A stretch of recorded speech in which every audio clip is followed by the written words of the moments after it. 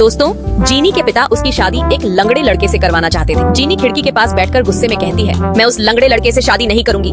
गुस्से में वह खिड़की से कूदने की कोशिश करती है, लेकिन खिड़की ज्यादा ऊंची नहीं होती और वह थोड़ी ही दूरी पर गिर जाती है। यह देखकर उसके पिता और ज्यादा नाराज हो जाते हैं और सख्त आवाज में कहते हैं, तुझे शादी तो करनी ही पड़ेगी।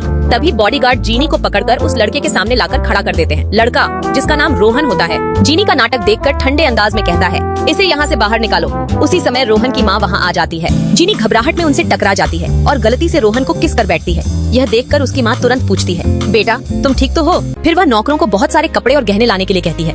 इतने महंगे कपड़े और जेवर देखकर जीनी के मन में लालच आ जाता है। तभी रोहन की माँ अपने हाथों से उसे सोने का कंगन पहना देती है। अब जीनी का मन बदल जाता है और वह शादी के लिए तुरंत तैयार हो जाती है। थोड़ी ही देर में दोनों की शादी भी हो जाती है। शादी की रात जीनी रोहन के लिए खुद खाना बनाने लगती है। नौकर यह देखकर खुश होकर कहता है, साहब आपको तो बहुत अच्छी बीवी मिली है। लेकिन जब जीनी खाना बनाकर रोहन के सामने लाती है और वह खाने को देखता है तो तुरंत उल्टी करने लगता है, क्योंकि सारा खाना बुरी तरह जल चुका होता है। उधर जीनी बड़ी खुशी से बैठी रहती है, जैसे उसने बहुत शानदार खाना बनाया हो। आगे क्या होगा, आगे की वीडियो देखने के लिए वीडियो को लाइक करें।